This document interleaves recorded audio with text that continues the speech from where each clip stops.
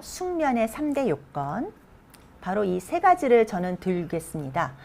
우선 세 가지가 뭐냐면 충분하게 잠을 잘 자고 있는가, 충분한 시간을 우리가 확보하고 있는가, 두 번째가 그 수면 시간 동안의 수면의 질이 어떠한가, 세 번째는 이 잠을 자는 수면 시간대가 어떠한가. 이 세 가지가 다 잘 맞아 떨어져야 다음날 내가 잠을 정말 잘 잤다 라고 느낄 수 있다고 봅니다.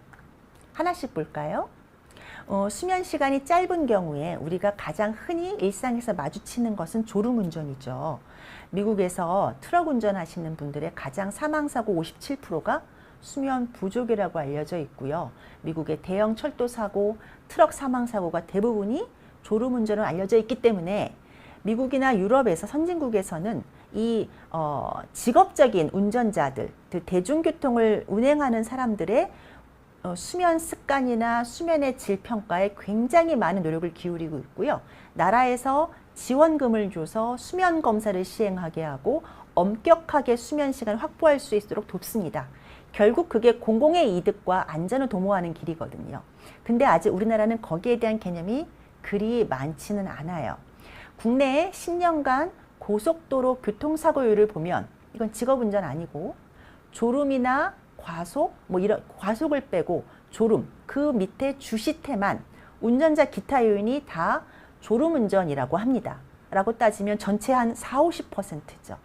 우리나라가 전 세계적으로 수면 부족한 국가이기 때문에 어쩌면 이건 너무 당연한 결과라고 할 수 있을 것 같습니다. 우리가 좀 더 앞으로 이런 교통사고의 사고율을 초래하는 졸음운전에 대해서 좀 더 많은 관심을 기울여야 될 이유이기도 합니다.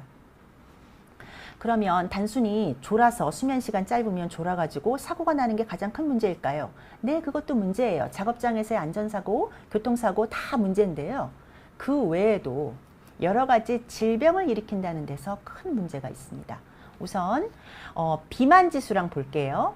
이 가로축이요, 수면 시간이에요. 6시간부터 9시간까지 따졌을 때 이 세로축은 비만 지수, 위로 올라갈수록 뚱뚱한 거거든요. 보시면 이렇게 U자, 넓은 U자 쉐입이 발생하는데 가장 비만 지수가 낮은 수면 시간을 보시면 7.5시간이죠. 예, 7.5시간대 가장 비만 지수가 덜 뚱뚱해진다는 얘기예요. 그런데 더 놀라운 것은 수면 시간이 긴 사람들보다는 수면 시간이 짧은 사람들이 더 급격하게 비만 지수가 올라갑니다. 많은 분들이 오셔서 그래요. 특히 그 남자 30대, 40대 분들이 와서 나는 별로 먹는 것도 많지 않은 살이 계속 쪄요 라고 얘기를 하는데, 그분들은 수면 시간을 봐야 돼요. 물론 술 먹는 것도 있고 여러 가지가 있고 야식도 있고, 그런데 수면 시간이 짧을수록 별로 에너지 섭취하는 것도 없이 비만도가 증가하는데, 우리나라 남자분들 연령에서 30대 가장 비만도가 높거든요. 놀랍게도. 그 이유는 그 연령대 수면 시간이 짧은 것과 굉장히 큰 연관성이 있습니다. 옆에 당뇨 볼게요. 똑같아요. 수면 시간이 7점 내지 8시간일 때 당뇨병의 위험이 가장 낮습니다. 마찬가지로 수면 시간 짧을수록 기울기가 더 급하죠. 더 위험도가 증가한다. 당뇨병 위험이 증가한다. 그 뜻이에요. 관상동맥질환은 심장 먹여 살리는 혈관인데 그거 막혀서 스텐트를 넣느니 바이패스 수술하는 이런 얘기 하거든요. 마찬가지로 관상동맥질환도 수면 시간이 8시간이어야 가장 발생률이 낮고요. 우울증도 약간 더 U 쉐입이긴 하지만 수면 시간이 7에서 8시간일 때 가장 우울증 발생 빈도가 낮습니다. 심지어 사망률도 수면 시간이 7시간일 때 가장 낮아요. 그래서 이런 여러 가지 근거를 바탕으로 아까 적정 수면 시간 7에서 8시간이 나온 겁니다. 또 하나는 요즘 많이 얘기하는 게 수면 부족하면 치매 오나요? 라는 얘기를 하는데요. 일견 타당한 점이 있어요. 아밀로이드 베타가 뭐냐면요, 우리가 치매 종류가 여러 가지가 있는데 그중 알츠하이머 치매의 뇌를 이렇게 잘라보면요, 돌아가신 다음에 이런 찌꺼기로 만들어진 아밀로이드 베타가 많이 축적되어 있는 걸 알 수가 있어요. 그런데 야간에 깨어있는 시간이 길수록, 즉 수면 시간이 짧아서 밤에 잠을 잘 못 잘수록 이 뇌에 아밀로이드 베타 축적이 증가한다는 연구가 있어서 그래요. 그래서 이거를 바탕으로 잠 못 자면 치매 걸린다는 말이 나온 건데요. 그래서 수면 시간이 짧은 사람이 정상적인 수면 시간 여기서 7시간으로 쳤습니다. 5시간 이하로 짧게 자는 분들이 치매 걸릴 위험성이 꽤 높다. 3.2년 후에 2.3배 정도 있다라는 것은 이미 알려진 근거가 있습니다. 그래서 결론적으로 야간 수면 시간이 6시간보다 짧은 경우에 아까 말씀드린 여러 가지 전신질환의 발생률이 증가하고 수명도 줄고 치매도 증가한다고 알려져 있습니다. 그러면 그냥 잠만 6시간 이상 자면 되는 건가요? 이런 병 걸리지 않나요? 아까 제가 숙면의 3대 요건 얘기했죠. 수면 시간은 기본적인 조건이고요. 그 다음엔 수면의 질에 대한 얘기가 들어가야 돼요. 그래서 건강한이라는 얘기가 앞에 들어가는데요. 수면의 질 얘기하겠습니다. 우리가 수면 부족 얘기할 때는 절대적인 수면 시간 부족뿐만 아니라 그 수면 시간 내에 나쁜 수면의 질을 초래하는 수면 부족까지 다 의미하는 거예요. 시간이 부족한 것은 만성적으로 내가 조금 자거나 못 자거나 하는 경우고, 또는 교대 근무하시는 분들은 밤 근무하고 아침에 와서 자는 시간이 아무래도 짧거든요. 그러니까 만성적인 수면 부족이 되고, 시차, 그러니까 여러 국가나 이런 데를 왔다 갔다 여행하시는 분들, 혹은 직업적으로 파일럿 또 스튜어디스 같은 분들이겠죠. 그 다음에 일주기 리듬 수면 장애는 올빼미 형들 있잖아요. 늦게 자고 늦게 일어나는 게 내 체질에 딱 맞는 사람들이 있는데 아침에 출근해야 되고 학교 가야 되기 때문에 늦게 자지만 아침에 일찍 일어나야 되는 경우, 이게 올빼미나 일주기 리듬 수면 장애인데 그때 수면 부족이 되겠죠. 이런 절대적인 수면 시간 부족뿐만 아니라 자고 있는 동안에 여러 가지 원인에 의해서 수면의 질이 떨어질 수가 있는데요. 오늘은 시간 관계상 위에 2가지만 할게요. 술, 카페인, 빛공해가 가장 흔하고요. 2번째가 수면 무호흡 증후군이라는 호흡장애입니다. 많은 수면장애, 불면장애 환자들이 술 먹고 자는 분들 되게 많아요. 되게 많아요. 예, 그래서 그러면서 하시는 말씀은 난 약간의 와인이나 맥주나 뭐 소주나 뭘 마시고 자면요. 잠을 훨씬 잘 자고 안 깨요. 난 알코올이 내 잠을 도와주는 것 같아요 라고 굉장히 알코올에 저한테 오셔서 알코올의 중요성과 유용성에 대해서 막 강조하는 분들이 있어요. 네. 안타까워요. 안타까워요. 그 알코올에 의해서 뇌가 속고 있어요. 나의 뇌가 속고 있는데 결국은 그 알코올들이 쌓여서 뇌를 망가뜨리고 나중에는 수면을 나쁘게 하고 다른 질병을 탁탁탁 일으키거든요. 근데 초반부에는 뭐 사람 따라 약간 그 기간은 다른데 마치 잠을 도와주는 것처럼 느껴집니다. 여기 그림이 뭐냐면 아까 이게 수면도, 수면 시간대에 따른 수면 단계의 분포인데요. 처음에 알코올을 먹으면 왜 술을 먹고 자면 내가 왜 잠을 잘 자게 느껴지냐면요. 아까 그 수면의 선잠자는 1단계 잠 있죠. 그 잠이 없어져요. 그 잠을 뛰어넘어요. 휙 뛰어넘고 그냥 2단계로 들어가니까 잠이 들락말락하는 시간이 줄어드는 거죠. 그러니까 불면 환자가 그 점에서 굉장히 만족스러운 거죠. 그 다음에 렘 첫 번째, 두 번째 사이클의 렘 수면이 줄어요. 꿈잠이 주는 거예요. 많은 분들이 꿈꾸고 자면 잠을 잘 못 잔다고 느끼거든요. 그렇지 않은데 그렇게 느껴요. 그러니까 꿈잠도 처음에는 없어요. 수면의 초반부에. 그러니까 깨지도 않아. 1단계 잠 없어. 렘 수면도 없어. 그러니까 잠을 잘 자는 것처럼 느껴지는데 그 다음에요. 한 중반부 지나서는 이 렘 수면이 오히려 더 반동으로 올라가요. 반동으로 올라가서 술을 좀 많이 드셨던 분들은 경험한 적이 있을 거예요. 술을 어설프게 먹고 자면 새벽에 깨서 잠 못 자고 더 잠이 확 깨는 것 같다라고 느끼는 게 바로 렘 수면이 확 뛰어서 그래요. 그리고 알코올을 먹으면 N3 잠이 없어져요. 그러니까 3단계 잠이 없어져요. 그러니까 뇌가 속인다니까요. 알코올이. 잠을 자는 것처럼 느껴지만 양질의 잠은 다 없어지는 거예요. 양질의 잠이 없기 때문에 다음날 잘 자는 거 느껴지지만 이게 쌓이고 쌓이면 결국은 알코올성으로 잠을 더 못 자게 되는 수면장애가 발생하게 되고요. 나중에 뒤에서 얘기하겠지만 수면 호흡장애 있잖아요. 코 골고 숨 안 쉬는 거 있잖아요. 그게 젊었을 적에 술을 많이 먹었던, 그러니까 알코올의 어떤 축적량, 그거와 비례해서 호흡장애가 증가하거든요. 잠을 더 못 자죠. 예. 그리고 이 그래프는 뭐냐면요. 이 가로축이 드링크라고 하는 게 원 드링크, 투 드링크가 잔이에요, 잔. 그래서 우리나라는 소주 같은 걸로 이 잔을 표시합니다. 그래서 한 잔 먹었을 때 수면의 질은 뭐 100%라고 가정을 했을 때 11잔에 먹고 잤을 때 수면의 질은 거의 바닥으로 가요. 11잔이면 소주가 한 병에 7잔이죠? 한 병 반? 두 병? 이 정도 먹고 잤을 때 굉장히 심각한 수면 방해가 있는데 모르고 잔다니까요. 예, 그래서 결론적으로는 알코올은 잠을 도와주는 게 아니라 방해합니다. 두 번째, 카페인. 네, 많은 분들도 나는 커피를 몇 시에 먹고 자건 잠자는 거랑 아무 상관이 없어요 라고 하는 분들도 있고, 나는 카페인을 오후에 먹으면 심장 뛰고 잠 안 와서 잠 못 자요 라는 분도 있어서, 사람마다 카페인에 대한 뇌의 반응성, 나의 반응성은 곧 뇌의 반응성이에요. 뇌의 반응성이 좀 천차만별이긴 합니다만 전반적으로 봤을 때 카페인은요, 뇌를 계속 깨워서 잠들지 못하게 하는 건 사실이에요. 그래서 처음에 잠들게 하는 것, 많은 분들이 또 잠만 드는 것만 오케이면 그 다음에 몇 번을 깨고 나는 잠을 잘 잔다고 착각을 하시는데, 잠을 못 자는 거는 잠 못 드는 것도 있지만 잠은 빨리 들어도 자꾸 깨고 선잠 자는 것도 다 불면이거든요. 예, 그래서 카페인은 그 역할을 해요. 예, 뇌파를 찍어보면 알아요.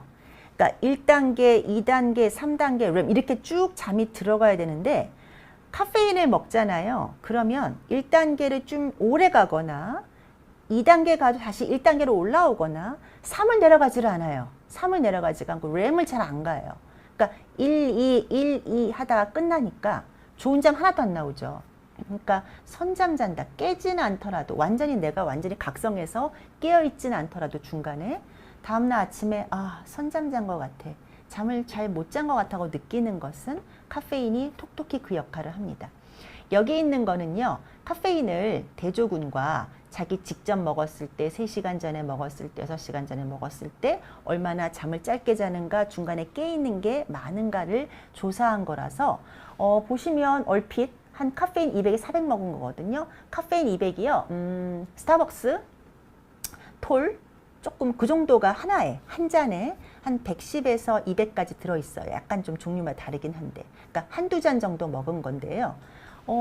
마치 뭐 크게 총 수면 시간 차이가 없는 것처럼 보여지고, 중간에 깨는 건 확실히 3시간 전에 먹은 게 좀 길게 깨어있는 건 사실인데 생각보다 괜찮은데? 라고 생각하실 수 있는데, 이 연령대를 보세요. 예, 20, 30대예요. 예, 저희가 임상시험을 하다 보면은 가장 모집하기 쉬운 군이 20, 30대거든요. 그래서 그 사람들을 대상으로 하는데 20, 30대는 어떠한 서브스턴스나 어떠한 물질이나 어떠한 상황이나 어떠한 질환이건 조금 뭐랄까 저항성을 보여요. 그래서 카페인을 많이 먹어도 젊었을 때는 멀쩡한 것 같아요. 그런데 내가 40대 이상이다라면 이 연구 결과와 맞지 않아요. 맞지 않아서 굉장히 힘들다, 많이 경험적으로 느끼셨을 것 같아요. 그래서 어쨌든 카페인도 잠과 상관없지 않고요, 방해합니다. 그래서 잠의 질을 떨어뜨리는 두 가지 얘기했고요. 세 번째, 아까 빛공엔 뒤에 할게요. 수면호흡장애 얘기를 안 할 수가 없어요. 안 할 수가 없어요. 수면호흡장애는 잘 때만 상기도라고 하는 이 비강 뒤에, 이렇게 혀 뒤에 있는 긴 길이 있어요. 이게 근육으로 만들어진 원통형 길인데요. 이 밑으로 내려온 기관지는 딱딱한 연골이라서 들러붙지 않아요. 그런데 여기는 이렇게 근육이라서 들러붙기가 쉬워요. 이 상기도가. 그래서 잘 때 이 상기도가 들러붙어서 숨이 오도가도 하지 않는 상태, 이게 반복적으로 오는 질환, 이게 수면 호흡장애예요. 예전에는 이거를 지금도 수면 무호흡증이란 말을 많이 쓰는데요. 무호흡은 호흡장애 중에 하나예요. 무호흡, 완전히 숨이 막히는 것도 있고요. 저호흡도 있어요. 이것도 다 호흡장애예요. 이것도 다 산소를 떨어뜨리고 뇌를 깨워요. 그래서 다 한꺼번에 통칭해야 되는데, 수면 무호흡증이라고 하면 사람들이 이걸 인지를 못하거든요. 나 수면 무호흡증 없어 라고 굉장히 간과하기 쉬워서 저는 그 말보다는 코골이와 저호흡, 무호흡 다 총괄하는 수면 호흡장애란 말을 쓰고 싶어요. 이렇게 얘기하면 또 어떤 분들이 전 낮에요, 숨 답답함을 느껴요 막 이런. 낮에 숨 못 쉬는 거 아니고요. 깨어있을 때는 괜찮고요. 잘 때만 상기도 폐쇄로 인한 호흡장애를 수면 호흡장애라고 합니다. 이게 왜 생기는가? 두 가지, 여러 가지 요인들이 있는데요. 뭐 뒤에서 말씀드릴게요. 그러면 우선 이 수면의 질을 어떻게 평가하나요? 이거는 수면 다원 검사 아마 많이 들어보셨을 겁니다. 검사실에 가서 정식으로 검사하는 수면 다원 검사로만 알 수가 있다는 게 좀 여러 가지 한계이기도 하고 그렇기도 해요. 검사실에 가야만 알 수 있으니까 내가 스스로 알기는 굉장히 어려워요. 해보신 분도 있겠지만 센서가 48개가 붙어요. 이거 머리에 붙이고 몸에 붙이는 것만 1시간 걸리기도 해요. 그래서 수면 쪽도 먼저 보고요. 뇌파를 붙여서 아까 수면 단계 보고요. 호흡 쪽도 봐요. 수면 호흡 장애가 워낙 많기 때문에 코에다 막 그 캐뉼라 끼우고 해서 그래서 많은 분들이 너무 센서 많고 복잡하고 불편해서 내 잠같이 평소 잠같이 못 잤다라고 호소하는 경우도 많은 게 바로 이 수면 다원 검사입니다. 그래서 하룻밤을 똑같이 자죠. 집에서처럼 센서를 쫙 붙이고 잡니다. 저희가 비디오로도 찍기도 해요. 모습을 봐야 되기 때문에. 그래서 수면 지표가 하룻밤을 자고 나면 48개나 나와요. 엄청나게 많이 나오는데 왜냐하면 수면에 대한 어떤 정보 그리고 호흡에 대한 정보가 나오고요. 이거를 수면의학자들이 저희 같은 의사들이 보고 총괄적으로 해석해서 환자한테 설명을 합니다. 이게 다 하나하나가 수면의 질을 보여주는 지표들이에요. 딱 어느 하나가 얘기해 주는 건 아니고요. 다 종합적으로 분석하는 거예요. 그래서 여기에 대한 경험과 지식이 필요합니다. 이게 수면 중 호흡장애 보여주는 거예요. 처음에는 들숨, 날숨 잘 쉬다가 점차 호흡이 줄어들면서 거의 일자로 가는 것, 이게 무호흡이고요. 90% 이상 줄어드는 것. 근데 무조건 짧게라도 숨 안 쉬는 게 문제가 아니고 10초가 넘어가야 의미 있는 무호흡증 한 번으로 쳐요. 그런데 이 베이스라인보다 90% 이상 줄어드는 건 무호흡, 30% 이상 줄어드는 건 저호흡이라고 하고요. 저호흡 때는 이 호흡만 줄어드는 게 아니라 산소가 떨어지거나 일정 기간 3%, 4% 이상 또는 뇌파가 깰 때 우리가 저호흡으로 체크합니다. 아무튼 하룻밤 동안에 이 코 캐뉼라로 이렇게 여기다 껴서 이게 좀 불편해요. 이거를 체크해서 밤새 우리 기사가 셉니다. 하나, 둘, 셋, 넷 다 세죠. 그래서 이게 몇 개 나오고 이게 시간당 5번 이상 이런 호흡, 저호흡, 무호흡 발생하는 거를 폐쇄성 수면 무호흡 증후군이라고 정식으로 말을 붙이고요. 여기다가 이제 이런 주간 동안에 증상들이 보였을 때 여기 보시면 주간졸음, 피로, 두통, 집중력 저하, 우울증, 성욕감퇴 등이 동반되었을 때 증후군 수면호흡 장애라는 말로 우리가 진단할 수가 있습니다. 그래서 수면호흡 장애는 밤 동안에 코를 곤다, 자다가 숨을 멈춰요, 뒤척여요, 야뇨가 있어요 라는 것, 이런 야간 증상뿐만 아니라 이거 모르는 분 되게 많거든요. 그런데 거꾸로 물어보죠. 낮에 이런 증상들이 있어요? 최소한 여기서 3개 이상 있다라고 하면 내가 아무리 야간 증상을 못 느껴도 내가 잠의 질 나쁜 것 같은데 수면호흡장애 껴있는 거 아닌가? 라고 의심해 봐야 한다는 거예요. 굉장히 많거든요. 이유는 너무 많아요. 코 고는 사람은 성인의 40%, 50% 가까이 되고 여자도 많이 골죠. 근데 그 중에서 저렇게 무호흡까지 가고 저호흡까지 가고 시간 5번씩 발생하는 사람들은 남자 성인 남 4%, 성인 여자 2%라 그래서 남자가 훨씬 많긴 해요. 그러나 여자들 폐경기가 넘어가잖아요. 50대 이후가 넘어가면 그 비율이 남녀 동등해져요. 비율 자체는. 그런데 똑같은 수면호흡장애라도 남자분들은요. 주간 동안에 졸음이나 피로나 기억력 저하나 성욕감퇴 이런 걸로 주로 증상이 오고요. 여자들은요. 불면으로 와요. 똑같은 수면호흡장애라도. 그래서 환자들이 내원하는 원인은 다르나 들어가면은 사실은 원인은 하나인 경우가 많다. 그걸 저희가 이번에 연구를 했습니다. 불면으로 남녀가 왔을 때 깔려있는 질환이 무언가 찾았더니 남자는 수면호흡장애 56%, 여자는 34%에서 수면호흡장애가 원인이었던 거죠. 근데 실제 우리가 임상에서요, 불면증으로만 잠들기 어려워요, 자주 깨요, 이런 걸로 오면요, 수면호흡장애 생각하지 않고 수면제를 주거나 혹은 다른 명상호흡, 명상 이완 이런 거 하세요라고 얘기를 하는데요. 50세 제가 권하고 싶은 건 50세 이상의 불면증 환자분들은 반드시 수면호흡 장애가 동반되어 있는지를 확인해야 된다. 왜? 이렇게 많기 때문이고요. 수면호흡 장애가 있는데 무조건 수면제를 쓰잖아요. 그러면 호흡장애 더 심해져요. 그래서 잠을 자긴 하는데 약 먹고 자니까 너무 머리가 아파요. 더 심해지는 것 같아요. 혹은 안 들어요 라고 하시는 분들은 수면호흡장애가 깔려있기 때문에 그런 경우가 되게 많아요. 어떤 분이 취약할까요? 당연히 아까 제가 상기도가 근육으로 만들어진 원통형 그 길이거든요. 뚱뚱해서 이렇게 눌리면 잘 때, 혹은 나이가 많으면 남성이 확실히 여성보다 30대부터 많아요. 그리고 담배 피웠던 사람들. 왜냐하면 그 기도에 염증이 만성으로 깔리니까 저항성이 증가해서 코 많이 골거든요. 그래서 무호흡도 쉽고. 또 술 먹은 사람들. 젊었을 때 술 먹은 사람들은 술이 쌓여서 뇌의 호흡조절 중추를 망가뜨려서요. 나중에 젊었을 때 술 많이 먹었던 남자분들이 50대 이후에 불면이나 다른 증상으로 왔을 때 수면호흡장애 되게 많아요. 그 다음에 해부학적으로 굵은 목, 작은 턱, 큰 혀 이런 것들이 잘 눌리기 쉬울 거고. 또 하나 말하고 싶은 것은 폐경기 이후 여성.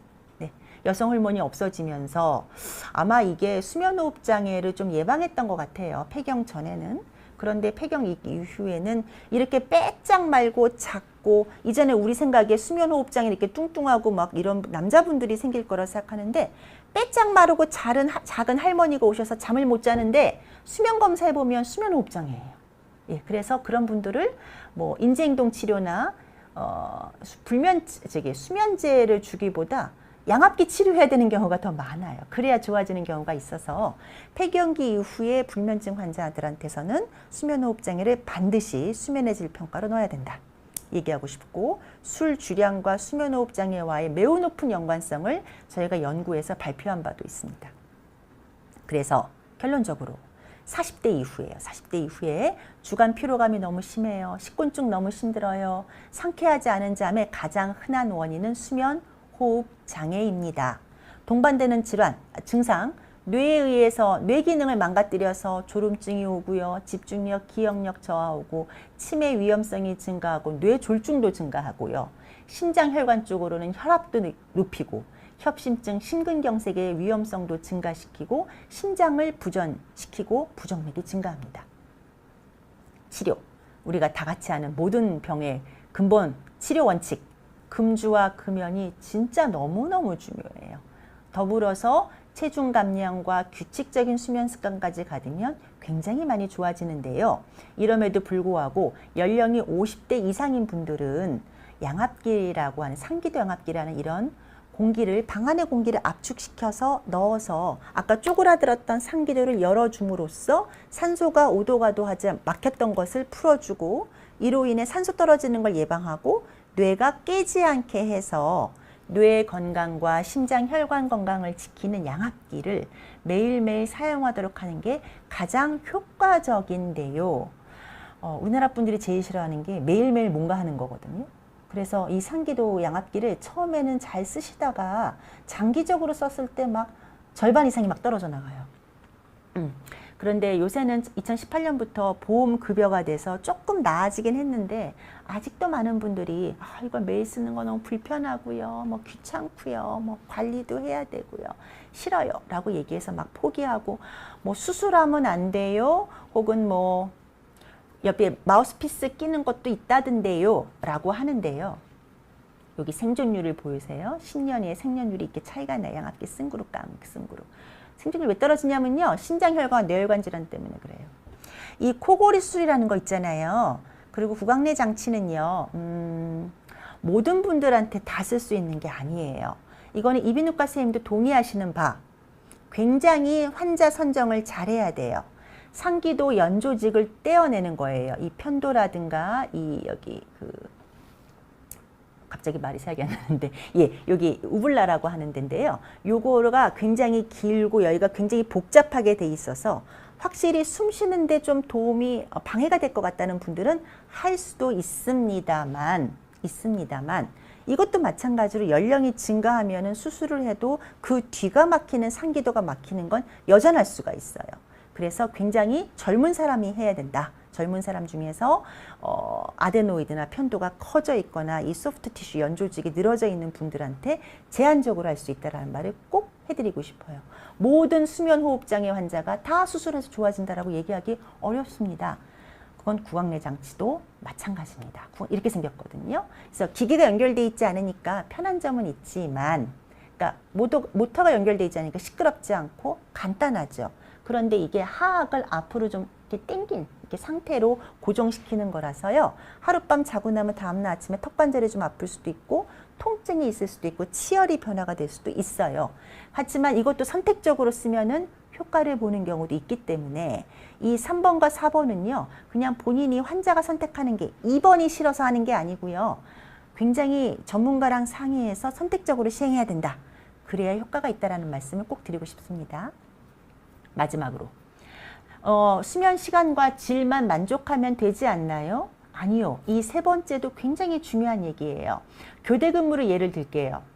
내가 수면 시간도 길고 수면의 질도 좋은 것 같지만 내 수면 시간대가 왔다 갔다 해야 되는 교대 근무다 라고 하면은 수면의 질을 절대 좋게 느낄 수가 없어요. 숙면을 느낄 수가 없습니다. 그리고 교대 근무가 아니더라도 생활 습관이 불규칙한 분들 있잖아요. 그런 분들은 여전히 쾌면과 숙면에 도달할 수가 없고요. 마찬가지로 이게 또 아침형과 저녁형을 우리가 보통 얘기하지 않습니까? 그 얘기거든요. 근데 비교적 아침형이신 분들은 태생적으로 좀 규칙적으로 자고자 하는 습관이 좀 강해요.